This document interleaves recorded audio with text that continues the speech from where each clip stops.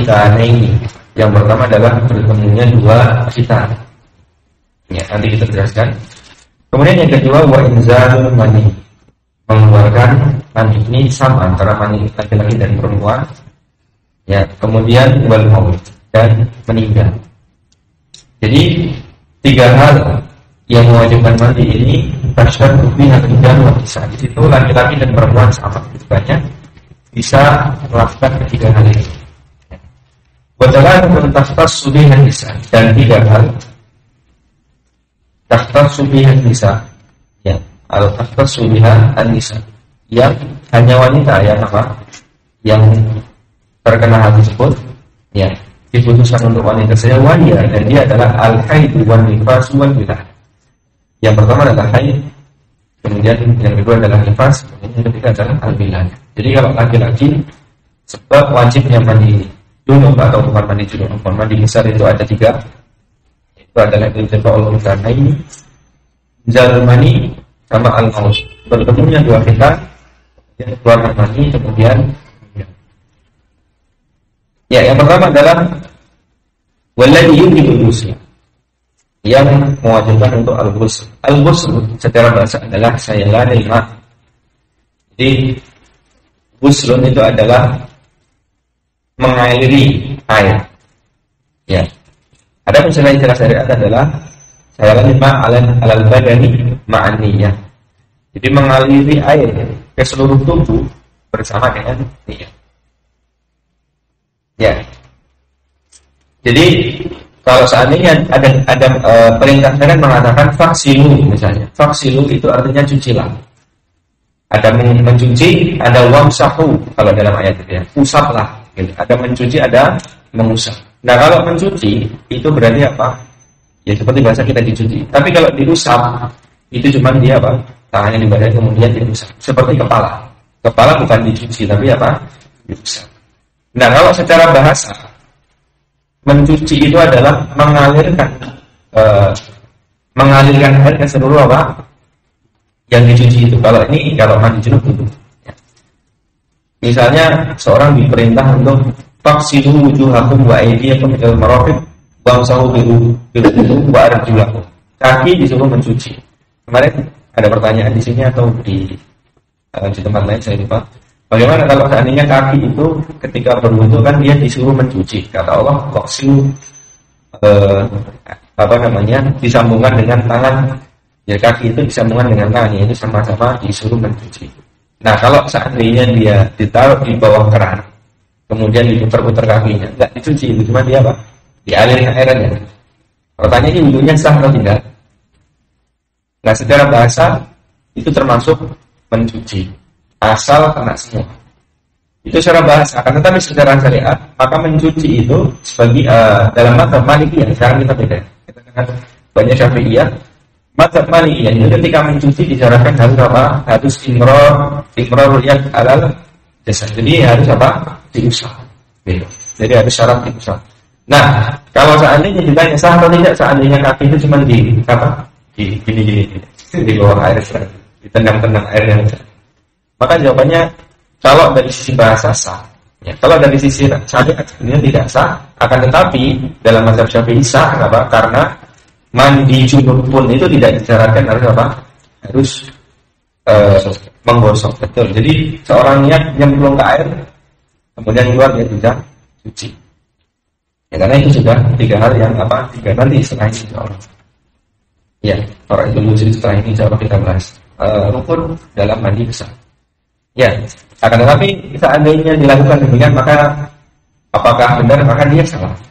Orang yang mencuci kakinya dengan menaruh air di bawah keran itu salah, tidak tepat. Gitu ya. Karena perintahnya mencuci itu hanya mengaliri saja. Tapi kalau sah atau tidak sah, Allah alam shawab dalam mazhab Syafi'i. Baik, kita lanjutkan. Jadi usul tadi adalah mengalirkan atau mengaliri badan seluruh air ke seluruh badan, di seluruh permukaan badan, ma'aniyan bersama dengan itu pengertian dari apa? Us. Nanti ada jenis mandi wajib, ada jenis mandi sunnah. Setelah ini insyaallah. Kemudian yang mewajibkan mandi adalah 6. Yang pertama adalah 3 hal yang laki-laki dan perempuannya sama kedudukannya. Yang pertama adalah iltiqa'ul fitani, bertemunya dua fitan. Wadhalika bi an yaghiba hasyafatil dzakar. Maksudnya bertemu dua fitan bagaimana? Maksudnya di sini disyaratkan ulama an yaghiba. Yaghib itu dari kata ghaib. Ghaib itu artinya ghaib itu hilang. Berarti dia harus menghilangkan hasyafat. Hasyafah itu kepala kemaluan laki-laki. An yaghiba hasyafatil dzakari.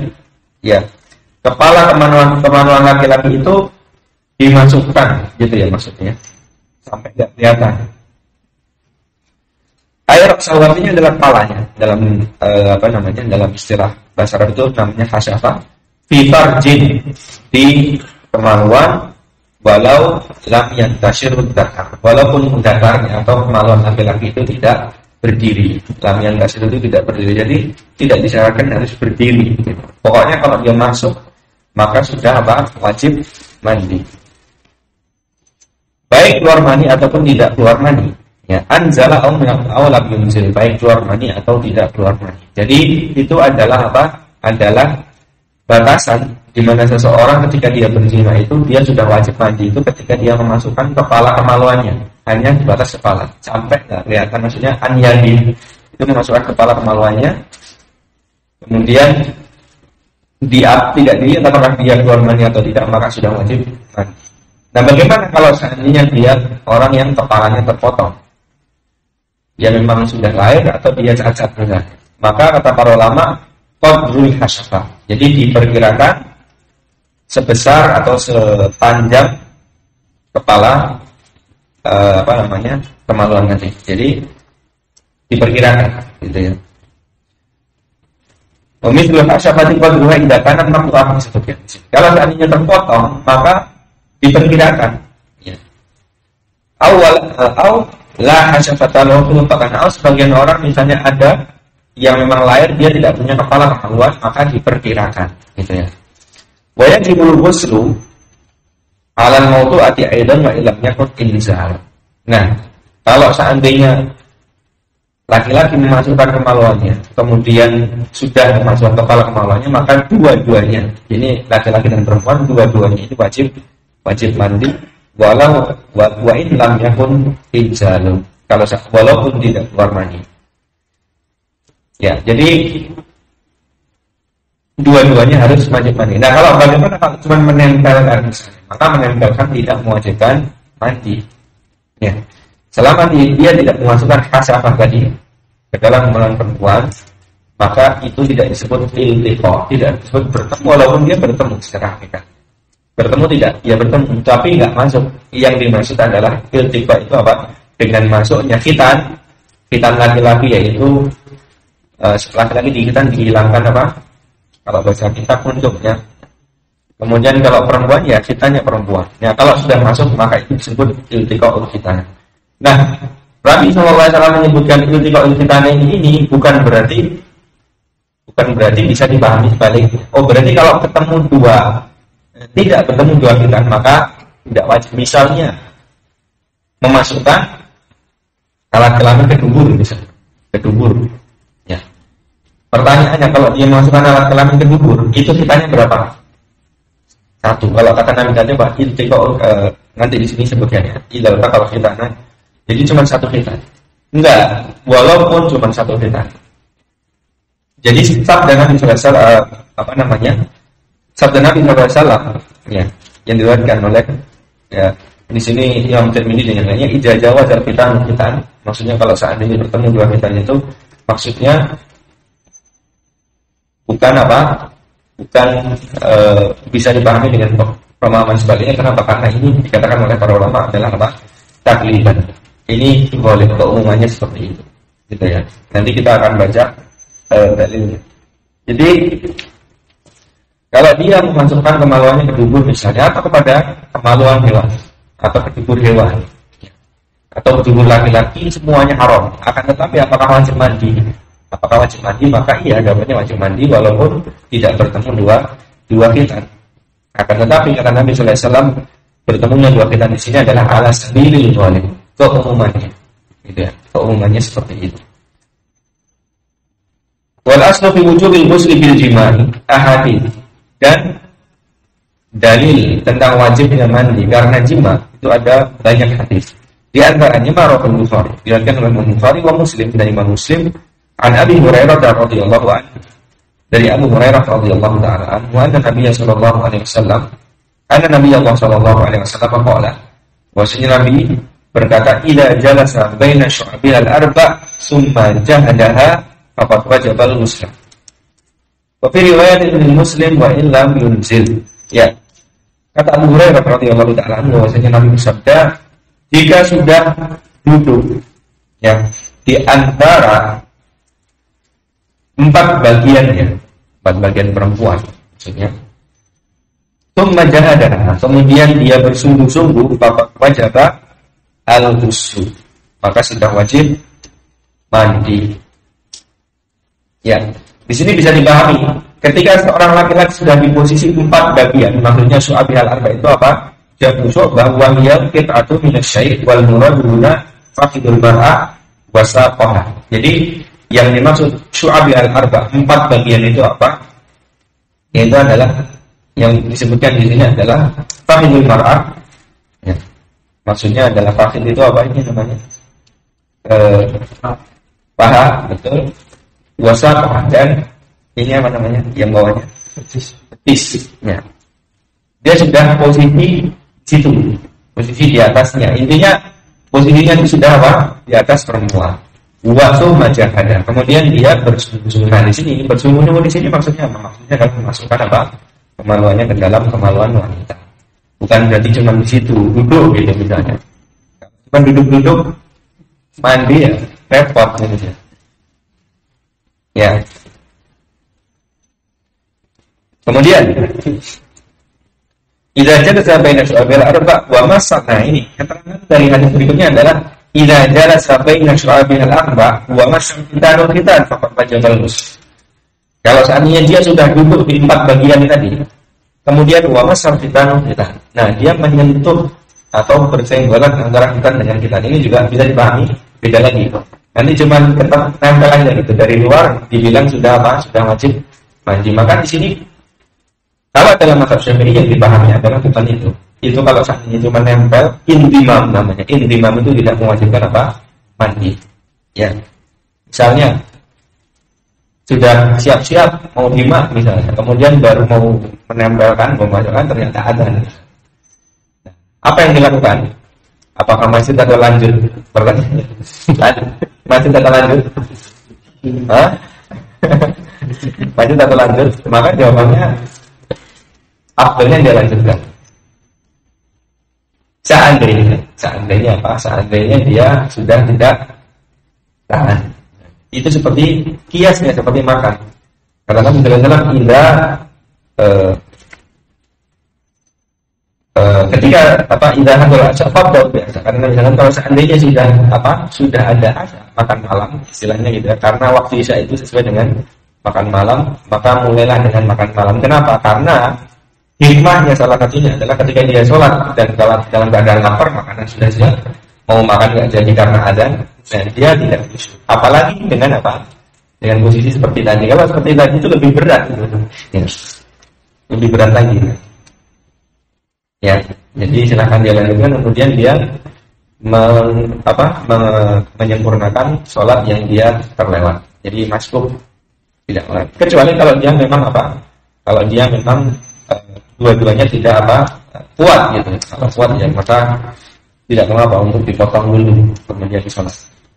Nah, ketika dia baru menempelkan saja belum memasukkan, maka belum wajib mandi. Kemudian wafil muwatta, dalam kitab al-muwatta an Abu Musa al-Asy'ari radhiyallahu ta'ala anhu qala ar-rajulu yuhibbu ahlahu thumma yaksul wa la yanzil faqala idza jawaza al-fitanu fitana faqad wajaba al-ghuslu. Qala Abu Musa la as'alu an hadha ahadan ba'daka abadan.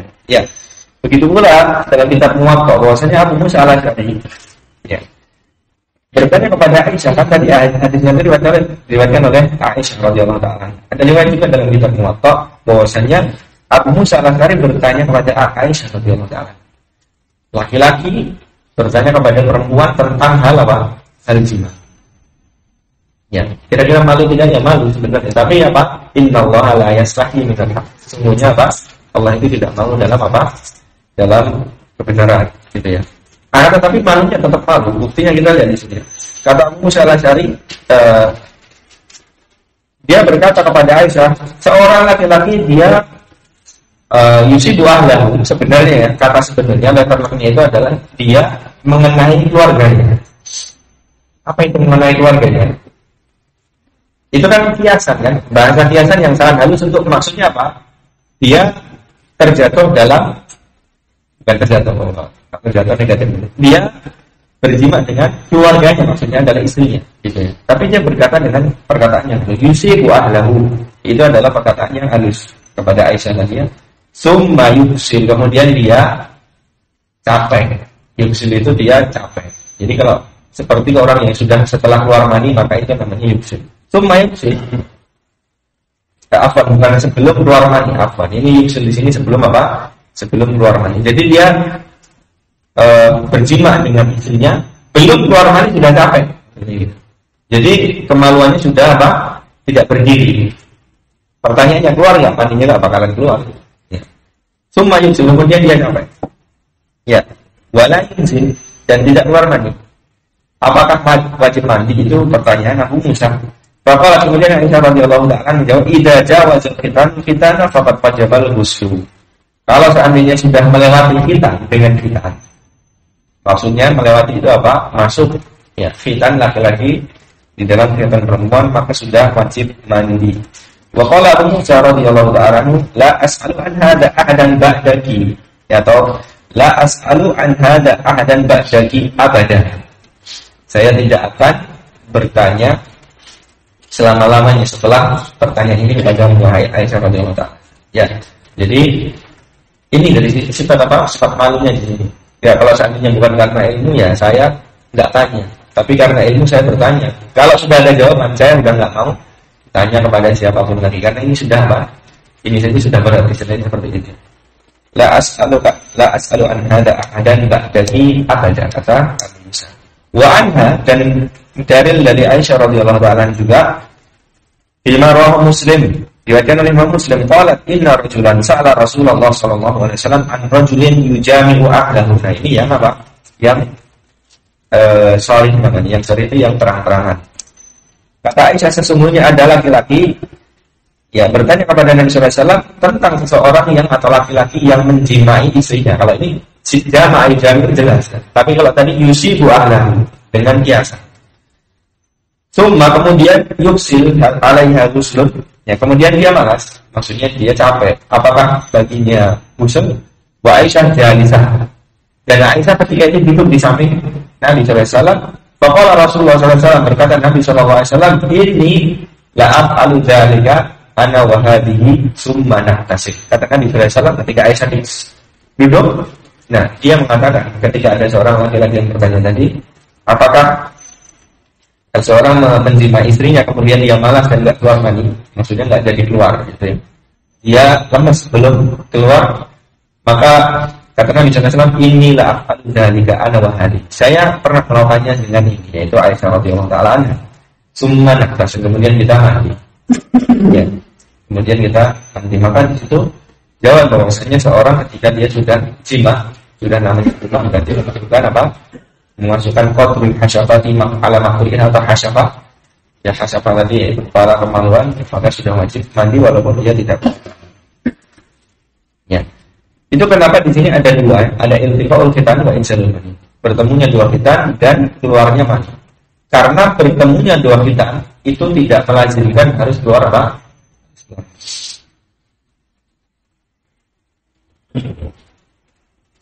Nah, kemudian di sini wal muradu bil masi wal mujawazati al itqal, ini jelas dalam mazhab Syafi'i disebutkan yang dimaksud dalam hadis yaitu kata menyentuh dan melewati tadi, ya, menyentuh dua kita, melewati kita, al itqal yaitu memasukkan.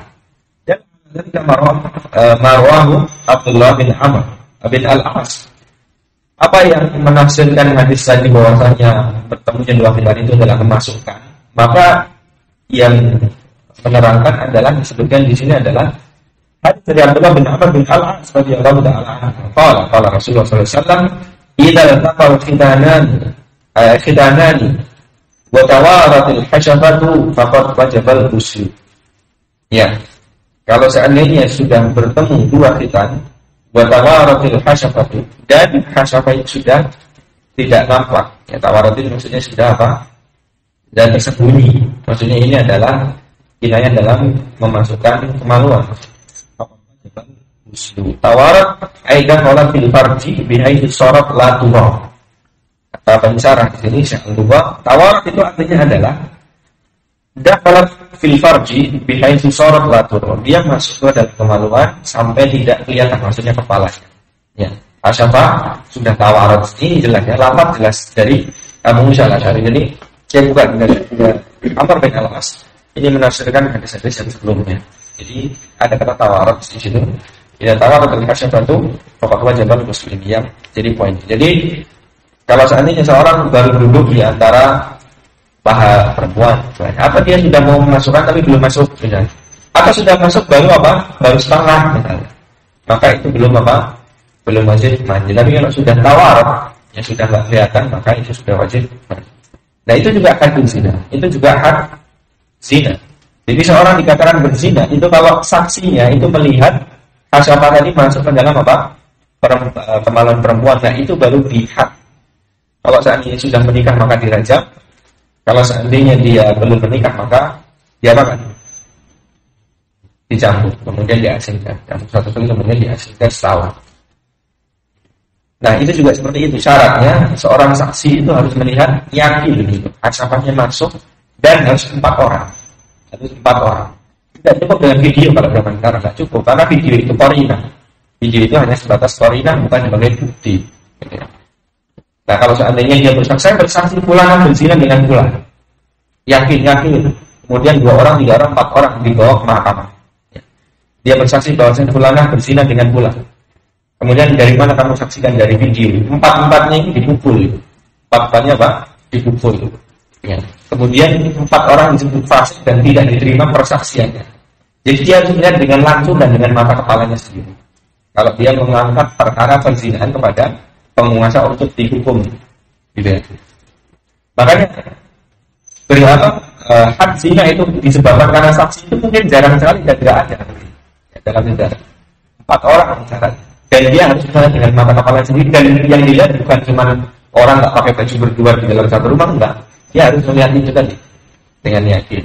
Ya gimana melihatnya gitu. Itu masalahnya. Ya kalau dia berzina ya nggak kelihatan dari jauh kan. Kalau didekati ya nggak jadi. Maksudnya memang susah. Jadi had zina ketika apa? Ketika seseorang berzina dengan saksi itu yang makanya memang kalau seandainya sampai ketahuan itu kan dibakar. Maksudnya memang dia sudah apa? Berkali-kali atau mungkin terang-terangan terus. Dan memang belum ada. Dan yang ada dalam riwayat apapun yang terjadi di akhir-akhir itu yaitu apa? Pengakuan. Ngaku.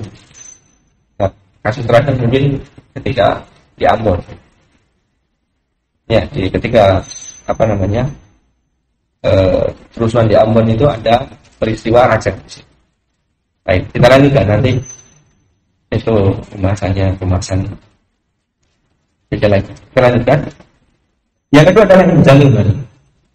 Ya, sedikit. Kalau seandainya seseorang ketahuan misalnya dengan saksi dia cuma apa? Berbuat fahisyah, ya, berbuat rusak. Tapi dia nggak dipersaksikan dia itu berzina. Maksudnya dia 4 orang saksi ini tidak melihat apa? Tidak melihat memasukkan apa kemaluannya tadi. Maka kalau seandainya dipersaksikan dia berbuat seperti itu, maka itu hukumannya kembali ke hakim. Kembalinya ke hakim. Bisa ta'zir itu bisa hukumannya kembalinya kepada hakim. Itu yang memutuskan. Baik, kita lanjutkan ya. Yang berikutnya adalah inzalul mani, keluarnya mani. Nah ini tadi bertemunya 2 khitan walaupun tidak keluar mani. Kemudian yang kedua adalah keluarnya mani walaupun tidak bertemu 2 khitan. Dengan cara apapun keluar mani maka itu adalah mewajibkan apa? Mewajibkan mandi. Wadalah wujudul muslim bisa babi hadis. Dan Yang menunjukkan atas wajibnya mandi dengan sebab keluarnya mani itu ada beberapa hadis. Min di antaranya Marwahu Abu Sa'id Al-Khudri radhiyallahu ta'ala. Apa yang dikatakan oleh Imam Abu Sa'id Al-Khudri? Abu Sa'id Al-Khudri ini adalah salah seorang perawi hadis terbanyak dari kalangan ahli Madinah. Ya. Kalau dari kalangan ahli Mekah ada 4 orang. Yang pertama adalah Abu Hurairah dengan 5.374 hadis. Kemudian Aisyah radhiyallahu ta'ala. Kemudian Abdullah bin Umar dan Abdullah bin Abbas. Ya, Abdullah bin Umar itu atau Abdullah bin Abbas dulu urutannya. Ya, Abdullah bin Abbas dulu ya. Kemudian Abdullah bin Umar. Nah, kemudian di kalangan ahli Madinah Anas bin Malik. Anas bin Malik, kemudian Abu Sa'id, dan yang terakhir adalah Jabir bin Abdullah. Ada 7 orang yang apa? Yang agama ini sampai kepada kita. 67% agama itu sampai kita lewat ini orang-orang ini. Dan Anda perlu tahu, orang ini semuanya muda. Aisyah berapa umurnya ketika dinikahi Nabi SAW? 6 tahun. Ketika dinikahkan 6 tahun. Ketika dia tinggal bersama Nabi SAW itu berapa? 9 tahun. Bayangkan, ini anak 9 tahun, istilahnya gitu ya. Itu dia peroleh banyak hadis sebenarnya. Abu Hurairah itu masuk Islam itu 20-an tahun sekian, belum ada 30 tahun. Kemudian dia sampai di Madinah sekitar 27 tahun. Kemudian siapa lagi? Abdullah bin Abbas. Umurnya berapa? Nah, Rasul meninggal itu dia baru 13 tahun. Kemudian Abdullah bin Umar belasan tahun juga nggak jauh-jauh beda sama, tapi lebih tua dari Abdullah bin Abbas. Dan yang lainnya juga sama, nggak ada yang lebih dari 30. Bahkan seluruh sahabat yang 10 orang dijanjikan masuk surga itu nggak ada yang kepala 4. Ya. Abu Bakar, Utsman, Abdurrahman bin Auf itu paling tua, tapi masih kepala 3 semua. Masih 37, 35. Itu mereka yang apa? Dan ketika Ibnu Katsir menafsirkan apa? Fityatun amanu bi rabbihim wazidnahum huda. Pemuda yang beriman kepada Allah dan ditambahkan apa hidayah. Kemudian kata beliau, kebanyakan aksarul al-mustajibina bi da'wati Nabi sallallahu alaihi wasallam. Sebagian besar yang menerima dakwahnya Nabi sallallahu alaihi wasallam itu adalah apa? Para pemuda. Wa amatu syuyukhil Quraisy amatu afan wa syuyukhul Quraisy amatuhum baqau ala dinihim, kata Ibnu Katsir. Jadi kebanyakan orang-orang tuanya Quraisy itu mereka tetap di atas agama mereka. Walam yadkhulu fil Islam illa qalilan. Tidak ada yang masuk Islam kecuali sedikit. Seperti Abu Sufyan apa? Dan yang lainnya sedikit. Tapi rata-rata apa? Mereka masih musyrik. Jadi pemuda semuanya ya. Dan pemuda itu mereka yang akan apa? Mereka yang akan berperan banyak. Ketika pemuda masih semangat belajar agama itu masih tanda-tanda apa? Kebaikan. Kenapa? Karena kebaikannya enggak hanya sebatas pada dia saja. Dia akan menjadi seorang yang besar nanti. Seorang pemimpin misalnya. Menjadi seorang apa? Ulama atau seorang yang mempengaruhi masyarakat. Akan tetapi kalau yang datang itu sudah tua-tua, maka pengaruhnya terhadap orang lain itu enggak banyak walaupun penting bagi dirinya sendiri. Makanya Al-Arqam bil Al-Arqam sedikit tentang pemuda. Arqam bin Al-Arqam itu ketika rumahnya dipakai untuk rapat Nabi SAW itu umurnya 13 tahun. Dan perlu diketahui Arqam bin Arqam ini adalah dari Bani Makhzum. Bani Makhzum itu adalah kabilahnya Abu Jahal. Kabilahnya Abu Jahal. Jadi kalau seandainya ada yang tahu nih anak ini ngumpulin musuhnya Abu Jahal di rumahnya ini padahal keluarganya, pasti habis, istilahnya seperti itu. Habis. Tapi dia berkorban. Nabi Ibrahim itu juga ketika memecahkan patung dan seterusnya itu masih apa? Qalu sami'na fatan yuqalu yadkuruhum yuqalu lahu Ibrahim. Nabi Yusuf pemuda, Ashabul Kahfi pemuda. Nabi Musa bersama pemuda. Dan seterusnya banyak sekali ya. Jadi lanjut dulu. Jadi tadi ya, itu adalah sahabat dengan Nabi sallallahu alaihi wasallam. Nah, dalilnya bahwasanya dari Abu Sa'id Al-Khudri dari Nabi sallallahu alaihi wasallam qala innamal ma'u minal ma'. Ya. Innamal ma'u minal ma'. Apa artinya? Siapa yang tahu? Innamal ma'u minal ma'. Hanya saja air itu dari air gitu. Bahasa apanya? Bahasa terjemahnya seperti hanya saja air itu dari air. Maksudnya bagaimana? Maksudnya air, wajibnya air itu disebabkan karena apa? Keluarnya air mani. Wajibnya mandi itu disebabkan karena keluarnya air mani. Jadi innamal ma'u minal ma'. Air itu dari air, bahasanya gitu.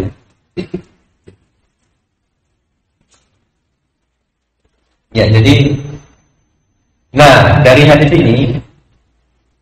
ini dalil bahwasanya mengeluarkan mani itu apa? Mewajibkan mandi. Pokoknya Ali Nabi sallallahu alaihi wasallam menjual wajibin minal mani wudu, kata Ali radhiyallahu ta'ala anhu bahwasanya Nabi meriwayatkan dari Nabi sallallahu alaihi wasallam dari mani itu wudu, wa minal mani al-ghusl, dari mani itu apa? Mandi. Wa ishtaratul wujubil ghusl bil mani buruzuhu minal makhraj, dan disyaratkan dalam hal mani itu dalam perkara mani ini ketika dia keluar itu dia harus buruzuhu minal makhraj, dia harus nampak atau dia memang harus keluar dari tempat keluar. Jadi kalau seandainya seseorang berasa keluar mani, mungkin dipegang kepalanya, kepala kemaluannya sampai balik lagi misalnya, kemudian dilepas dan keluar maninya, maka tidak wajib. Tidak wajib mandi kalau dia tidak bertemu dua kitanya. Tapi kalau dia keluar maka tetap wajib mandi. Wadhalika bi an yakhruja an dzakari lada ar-rajul. Dengan apa? Dengan keluar dari kemaluan laki-laki, dari zakar bagi laki-laki. Wa yasilu ila ma yajibu ghusluhu fil istinja'i indal mar'ah. Nah, kalau perempuan bagaimana? Kan perempuan di dalam enggak kelihatan. Ya, maka perempuan apa? Kalau dia melihat sampai mana batasnya? Ila ma yajibu ghusluhu fil istinja. Ketika istinja itu wanita itu disuruh mencuci sampai bagian mana? Sampai bagian ini. Nah, itulah ketika mandi sampai di situ, maka apa? Maka itu sudah dikatakan wajib mandi. Tapi kalau belum sampai, belum kelihatan, ya, maka dia tidak wajib. Wa huwa ma yabdu minha indal julusi li qada'i hajah. Nah, ini kata Syekh Al-Mubarak, itu adalah bagian yang dia nampak yabdu minha dari kemaluan perempuan indal julus, ketika dia duduk untuk membuang hajat. Nah, ketika dia duduk buang hajat kan dia nampak di bagian kemaluan perempuan. Nah, itu ketika mandi sampai di situ maka sudah wajib mandi. Maksudnya bagaimana? Maksudnya kalau seorang misalnya ini selain jima, kalau mungkin jima nggak kebayang atau mungkin bayangannya nggak dekat. Misalnya kalau seorang itu mimpi basah, misalnya mimpi basah, laki-laki mimpi basah, kalau dia keluar dari kemaluannya. Tapi kalau dia mimpi basah tapi nggak keluar, bisa nggak mimpi basah tapi nggak keluar? Bisa aja. Ya, maka tidak ada tidak mandi. Wa yajibul ghusl in kana khurujul mani fin naum. Ya. Dan juga wajib mandi walaupun keluarnya mani itu dalam keadaan tidur tadi mimpi basah. Di hadis Aisyah radhiyallahu ta'ala, dari hadis Aisyah radhiyallahu ta'ala, qala, dia berkata, ja'at Ummu Sulaim, datang Ummu Sulaim imra'atu Abi Talha, istrinya Abu Talha, ila Rasulullah sallallahu alaihi wasallam, faqala, dan dia berkata, ya Rasulullah, innallaha la yastahyi minal haqq. Ya Rasulullah, wahai Rasulullah, sesungguhnya Allah tidak malu terhadap kebenaran. Jadi kenapa dimulai dengan hal seperti itu? Karena dia mau menanyakan sesuatu yang harusnya malu seorang perempuan bertanya. Nah, tapi karena itu ilmu dan Allah tidak malu dalam kebenaran, maka dia mulai dengan innallaha la yastahyi minal haqq. Hal dari pertanyaannya, hal 'alal mar'ati ghusl idza hiya kalam. Apakah seorang perempuan itu wajib mandi kalau dia mimpi basah? Faqala Rasulullah sallallahu alaihi wasallam, berkata Nabi sallallahu alaihi wasallam, na'am idza ra'atil ma', iya, ketika dia melihat air, maksudnya air mani keluar dari tempat yang sudah kita sebutkan tadi. Bahkan Imam Bukhari dan yang lainnya.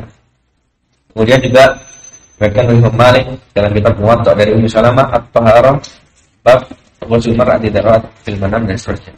Ihtalamat ra'a fi manamiha annaha tujabi. Ihtilam itu artinya dia melihat dalam mimpinya bahwasanya dia itu berjima. Ra'at ala sawbihal mani hina staiqadha. Ya, dia melihat mani ketika dia bangun. Jadi seperti itu. Nah, bagaimana Bapak Tiara itu mani atau bukan mani? Kadang keluar mani kecapean, kadang keluar mani karena syahwat.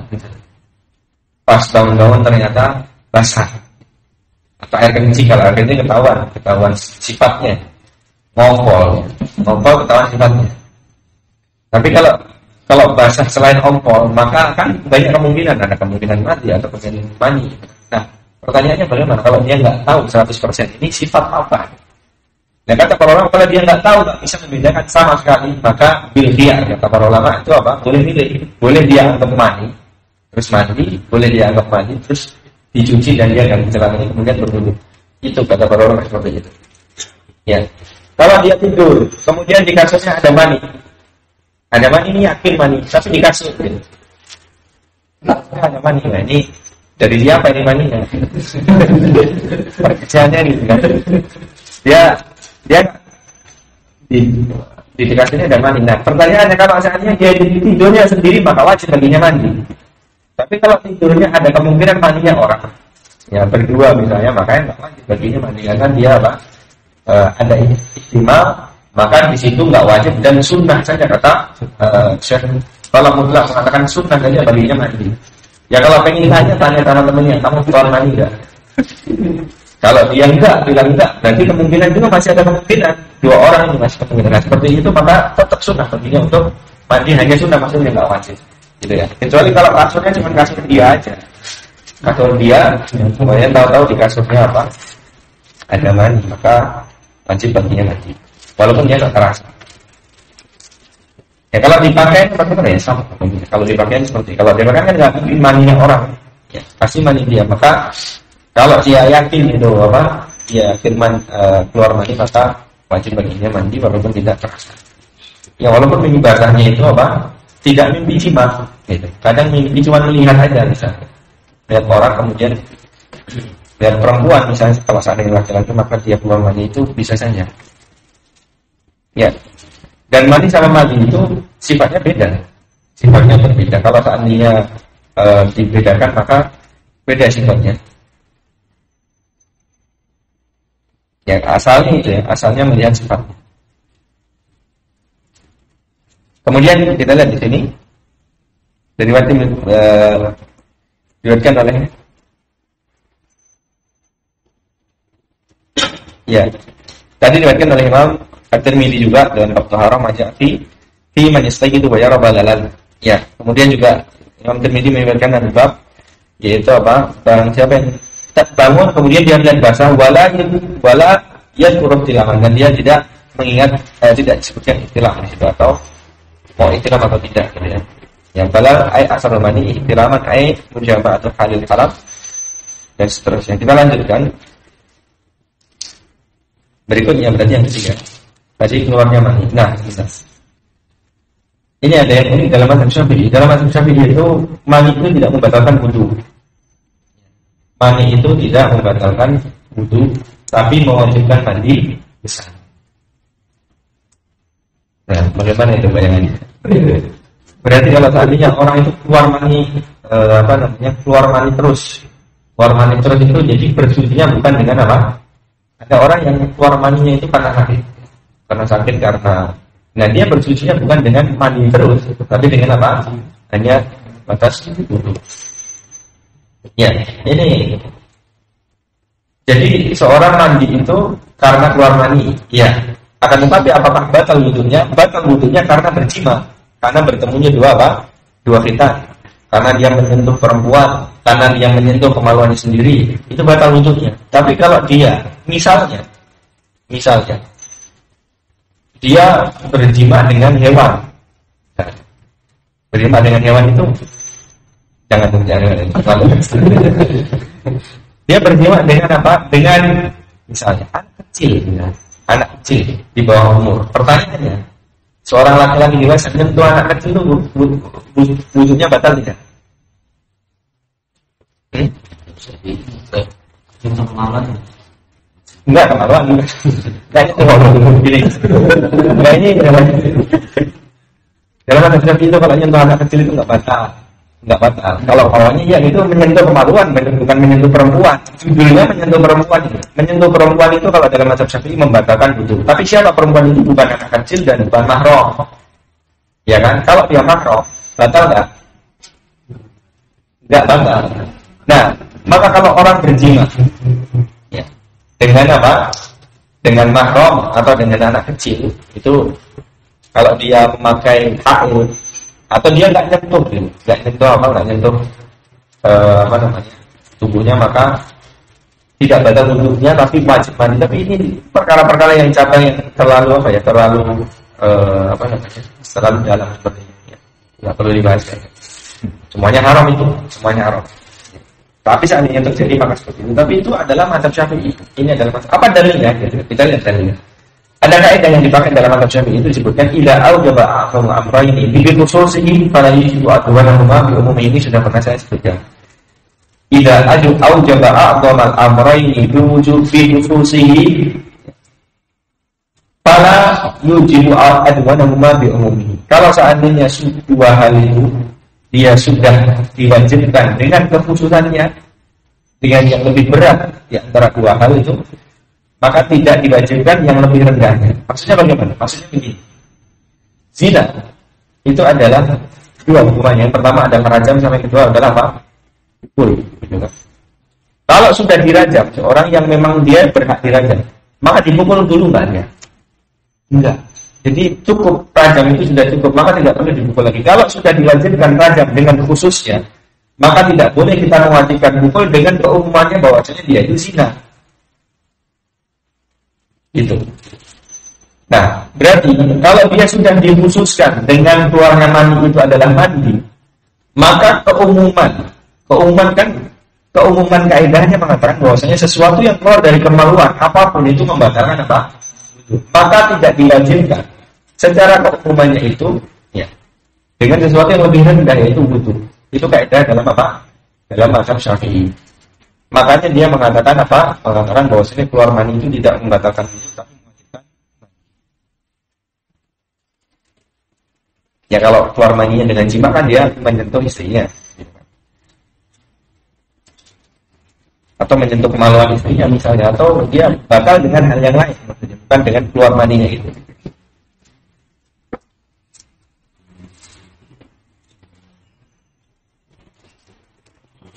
Ya, kemudian alamatul mani, sedikit tanda itu bahwasanya mani. Yang pertama adalah dafkun. Jumlah maksudnya dafkun itu dia mancar. Kemudian langgam. Yang kedua adalah dengan nikmat, maksudnya keluar ada rasa kenikmatan. Kemudian punutut zakar. Kemudian yang ketiga ada rih. Langgam di punutut zakar. Kemudian punutut zakar itu kemaluan kalau seandainya laki-laki dia lemas. Kemudian yang kedua dan ketiga adalah rih itu baunya. Jadi itu adalah ciri mani.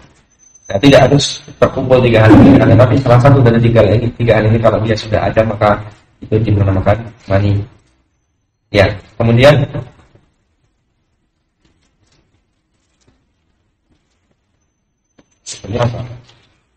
terakhir adalah wal mau, meninggal. Satu hal lagi, yang tiga hal ini meninggal, isyraq laki-laki dan perempuan, meninggal atau kematian. Ya.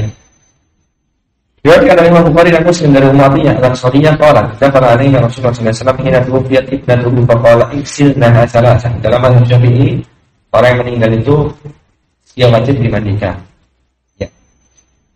Apa dalilnya bahwasanya diriwayatkan oleh Imam Bukhari dan Muslim dari Umayyah al-Ansariyah qala, "Dzakara alaihi Rasulullah sallallahu alaihi wasallam hina tuwfiyat," ketika dia meninggal, ya. Dzakara alaihi Rasulullah sallallahu alaihi wasallam hina tuwfiyat ibnatuhu, ketika bukan dia meninggal, anak perempuannya meninggal. Faqala, kemudian dia bersabda, Nabi SAW bersabda, "Igsilnaha salasan." Cucilah dia dengan 3 kali. Wal Bukhari wa Muslim, diriwayatkan oleh Bukhari wa Muslim dari Ibnu Abbas radhiyallahu ta'ala anhu, anna rajulan wa qasahu ba'irahu wa nahnu ma'a Nabi sallallahu alaihi wasallam wa huwa muhrim, faqala Nabi sallallahu alaihi wasallam, "Igsilhu bima'in wa sidrin wa kafinuhu bi thawbayn." Ya.